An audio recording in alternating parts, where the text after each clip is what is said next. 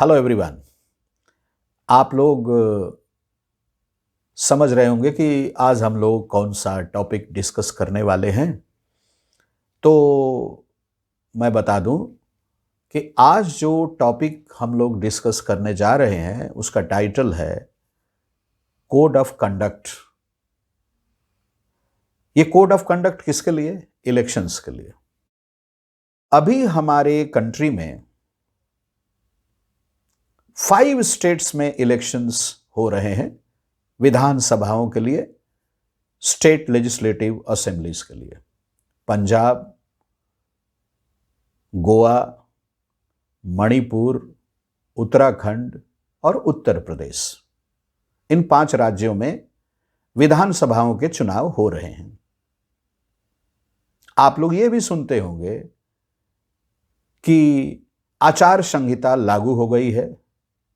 आचार संहिता मतलब code of conduct. आचार संहिता को ही हम लोग कोड ऑफ कंडक्ट कहते हैं। यह भी सुनते होंगे कि फलानी पार्टी के फलाने लीडर ने आचार संहिता का उल्लंघन किया और दूसरी पॉलिटिकल पार्टी के लीडर्स ने इलेक्शन कमीशन ऑफ इंडिया के सामने इसका कंप्लेन किया, शिकायत की। मॉडल कोड ऑफ कंडक्ट को जानने से पहले यह जानना जरूरी है कि अ कोड ऑफ कंडक्ट क्या होता है। अ कोड ऑफ कंडक्ट का मतलब होता है the most common policy within an organisation.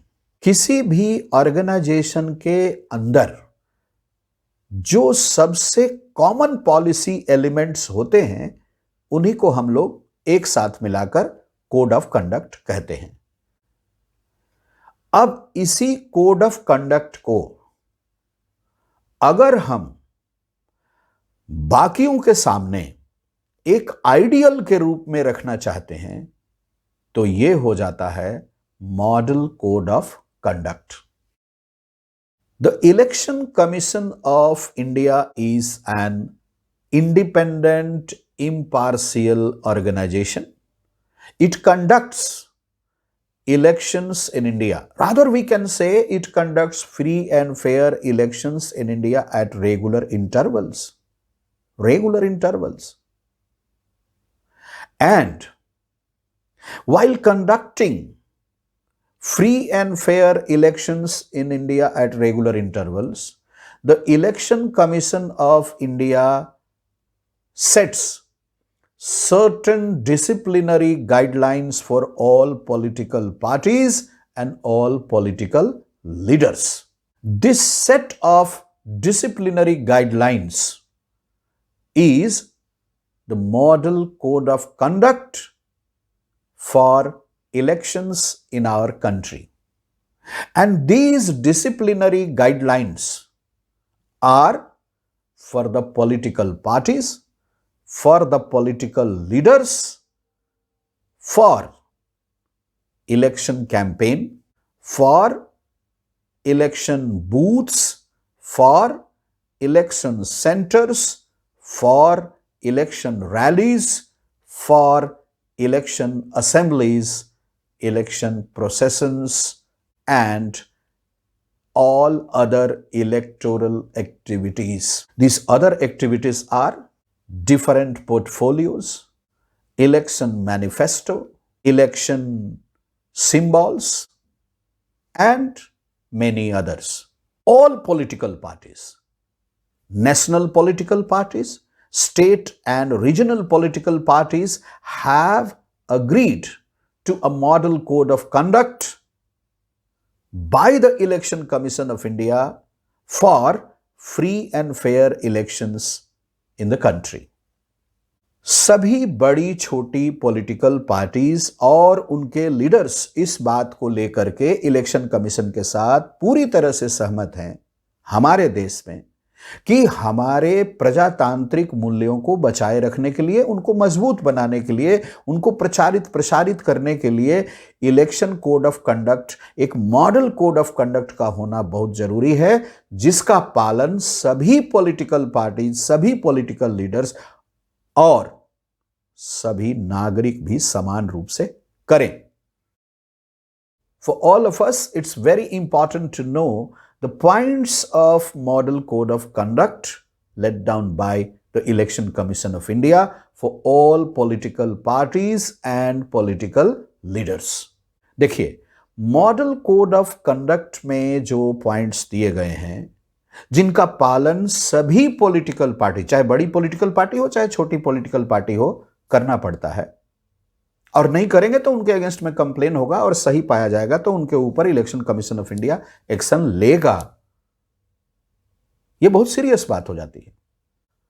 आइए हम लोग जानते हैं कि वो पॉइंट कौन कौन से हैं।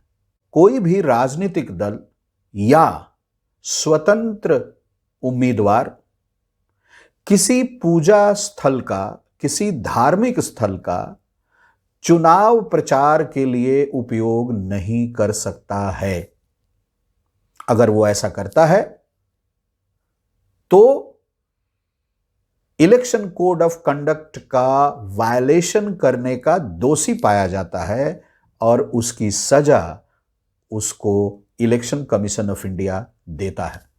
No political party, national political party और स्टेट पॉलिटिकल पार्टी और regional political party, or no independent candidate can use government machinery, government vehicles, government officials, government aircrafts for election purpose. कोई भी राजनीतिक दल, चाहे वो दल छोटा हो या बड़ा हो, कोई भी स्वतंत्र उम्मीदवार सरकारी तंत्र का उपयोग, सरकारी साधनों का उपयोग अपने चुनाव प्रचार के लिए नहीं कर सकता है, बिल्कुल नहीं कर सकता है। Point number 3, when the Election Commission of India declares the dates of elections, the election code of conduct automatically comes into effect.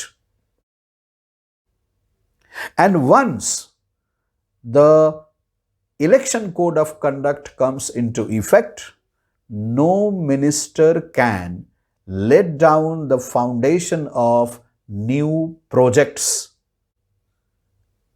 make promises, new promises to the people of the country, and take any policy decision.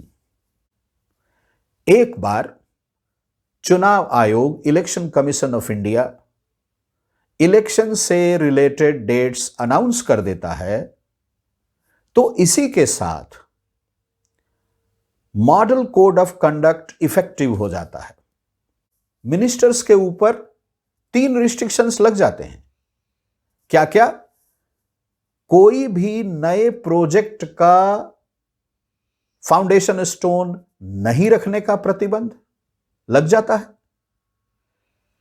किसी भी तरह का कोई नया policy decision नहीं लेने का प्रतिबंध लग जाता है, और किसी भी तरह का वादा, वचन नागरिकों को न देने का, सुविधाओं से संबंधित लग जाता है।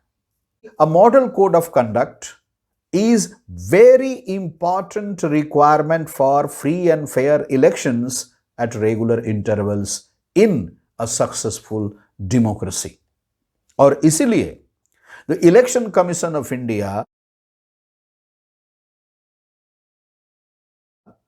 very powerfully, very energetically forces, compels the political parties and independent leaders to follow all the points of a model code of conduct. I hope all of you have understood this topic. Thank you very much. God bless you all. Always practice by writing. Always practice by writing. Please do take care of your health and studies.